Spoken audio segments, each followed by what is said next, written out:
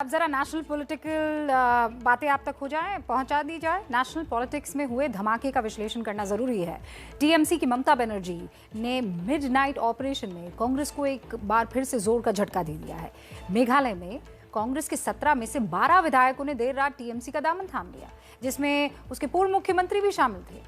वैसे ममता पिछले कुछ दिनों से कांग्रेस के किले में इसी तरीके से सेंधमारी कर रही हैं और इसे ममता के ऑपरेशन 2024 यानी 2024 का हिस्सा माना जा रहा है। अब सवाल यह है कि दिल्ली पहुंचने के लिए ममता ने जो रास्ता अख्तियार किया है, क्या वो विपक्ष को तोड़कर और कांग्रेस को कमजोर करके बीजेपी की राह को आसान कर रहा है, या फिर ममता मोदी के लिए चुनौती बनने जा रही है? पूरा विश्लेषण अगली रिपोर्ट में है।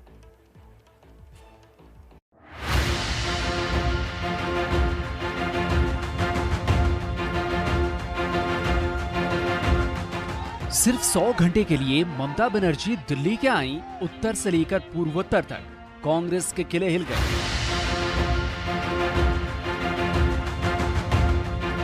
राजधानी पहुंचते ही उन्होंने हरियाणा और बिहार में कांग्रेस को जख्मी किया और जाते जाते मेघालय में तो कांग्रेस पर कारपेट बॉम्बिंग ही कर दी।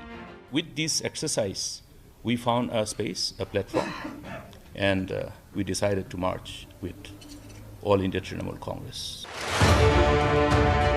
और इस तरह मेघालय में कांग्रेस का किला पूरी तरह ढह गया, क्योंकि उसके 17 में से 12 विधायकों ने ममता का दामन थाम लिया। ममता पिछले कुछ दिनों से कांग्रेस को जिस तरह से तोड़ रही हैं, अगर उसे ध्यान से देखा जाए तो यही लगता है कि अब कांग्रेस मुक्त भारत के नारे को ममता आगे ले जा रही है।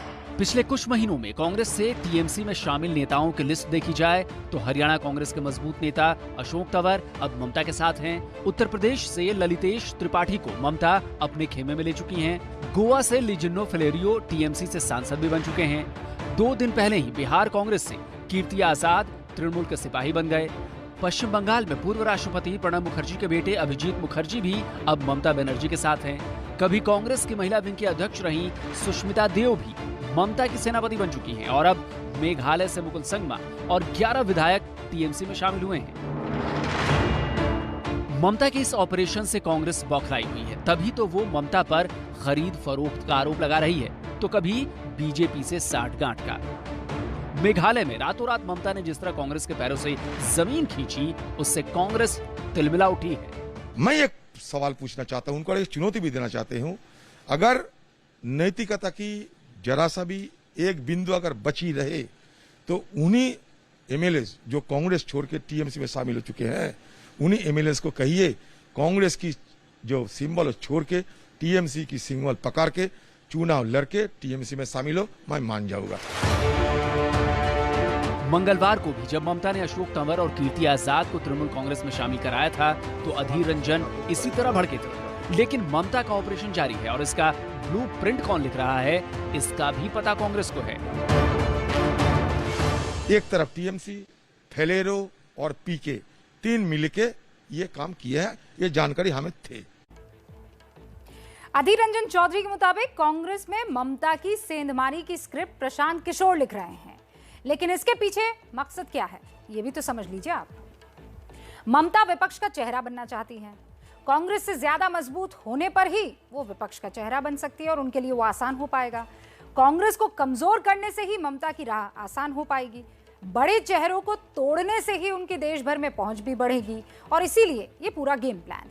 ममता इसी रोड मैप पर बढ़ रही है और कांग्रेस लाख कोशिश कर ले, उसके बावजूद अपने नेताओं को रोक नहीं पा रही है, उसमें नाकाम हो रही है।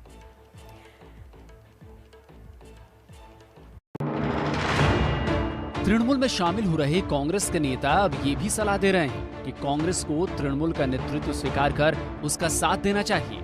ममता के ऑपरेशन से केवल कांग्रेस का घर ही नहीं टूट रहा, बल्कि विपक्ष की एकता भी बिखरते हुए नजर आ रही है। एक तरफ ममता विपक्ष का अपना अलग खेमा बना रही है, तो विपक्ष के दूसरे खेमे की कमान कांग्रेस पार्टी के पास है। ममता के सपने और उनकी चाल का अंदाजा इस बात से भी लगाया जा सकता है कि ममता इस बार 4 दिन के दिल्ली दौरे पर आई, लेकिन सोनिया गांधी से नहीं मिली और इस बारे में जब उनसे सवाल पूछा गया तो जवाब भी उनका बेहद तल्ख अंदाज में था। इस बार मुलाकात नहीं होगी कि हर टाइम मुलाकात होने का कोई बात है क्या? ये कोई मैंडेटरी है?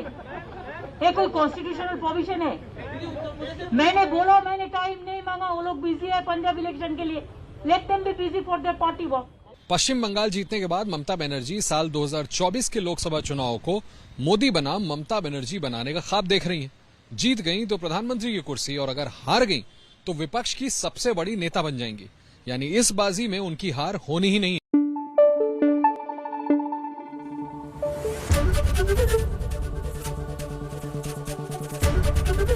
एबीपी न्यूज आपको रखे आगे।